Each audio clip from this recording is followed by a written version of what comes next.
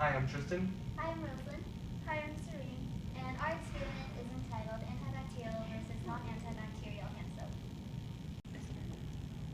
The purpose of this experiment is to test whether antibacterial hand soap is effective in killing bacteria compared to other soaps. Our hypothesis was that antibacterial soap would work more effectively in both removing and keeping away bacteria. We used 6 petri dishes of antibacterial soap, regular soap, warm water, and a plain agar control plate, which was applied to the agar after inoculating finger bacteria to each dish. Our results proved that our hypothesis could not be disproved. Before we go more into detail about our experiment, I'll explain the chemical makeup of soaps. Generally, all soaps at the chemical level are made from a combination of acids and bases. These two ingredients decrease the water's surface tension and bind to dirt, oil, and bacteria. The one main ingredient that differentiates between an antibacterial and non-antibacterial soaps is triclosan. Triclosan is an antibacterial chemical which needs to be on the surface of the skin for 2 minutes for the soap to be effective in killing bacteria. However, studies also reveal that antibacterial soap can wear off quickly over time and that both regular and antibacterial soaps work exactly the same way. Our question was, will antibacterial soap be more effective in killing bacteria and staying bacteria-free longer? Our hypothesis was, if antibacterial soap contains chemicals that can kill bacteria, it will be more effective in killing bacteria and keeping them away than normal hand soap. Our null hypothesis is, antibacterial soap will not be advantageous in killing more bacteria. Our materials consisted of a refrigerator, an incubator, 6 petri dishes, 2 inoculating loops, 1 pipette, warm water, 2 back tie spreaders, regular soap, antibacterial soap, and a Sharpie. For the experiment, we rubbed one of our fingers across the agar of 2 of our agar plates and incubated them for 24 hours. And then we took an inoculating tube and picked up a bacteria colony and spread it to each of the 6 chilled agar plates. After that, we obtained 6 chilled agar plates and labeled the petri dishes using a Sharpie, and we labeled them A for antibacterial soap, B for regular soap, C for warm water, and D for our control, which is where we put nothing in it. We then used the back tie spreaders to smear the corresponding soaps on dishes A and B, and we used a pipette to transfer warm water on dish C. And again, nothing was added to dish D because it was our control.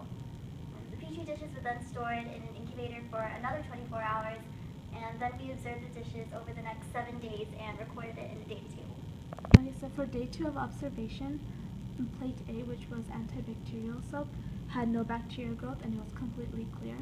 And for the regular soap, which was dish B, had a bacterial lawn, but it was low concentration because it was very light in color. So dish C had warm water, and that had a bacterial lawn too, but it was in medium concentration. So it had a slightly darker color than dish B, but it was not as dark as the plain control, which was the control plate D, and this had a complete bacterial lawn. On day 5, the antibacterial hand soap plate had very few bacteria growth. There were light colonies across the top, and there were 2 fungal colonies. The plate with the regular soap had a bacterial lawn of medium concentration and of darker color. The plate with only warm water had a bacterial lawn of medium concentration as well, and the same color as day 2. On the control plate, which was plain, it just had a complete bacterial lawn, same as day 2. On day 7 of our observation, we found that the agar plate with antibacterial hand soap had few bacterial growth, and they were also light in color and very small. The plate with regular soap had a bacterial lawn, which was the same as day 5, and the plate with warm water had a bacterial lawn with a high concentration, which was a dark color. The agar plate that didn't have anything on it, which was D, our control, also had a complete bacterial lawn. As you can see, this is the graph for the bacterial growth in each agar plate for 7 days. So we measured it on a scale of bacterial growth, 5 being bacterial lawn, 4 being mostly covered, 3 half covered, 2 partially covered, and 1 for very few. And as you can see, antibacterial soap was significantly lower than the other mediums, which were non-antibacterial soap, warm water, and the plate.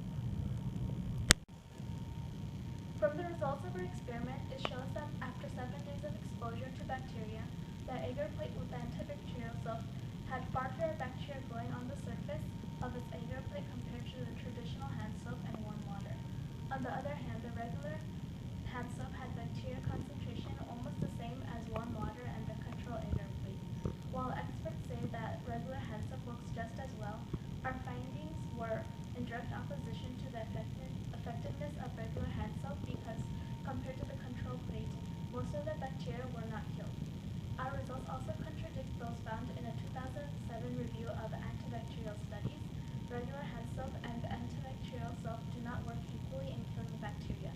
The antibacterial soaps with triclosan have overwhelmingly produced more favorable results in regards to preventing bacteria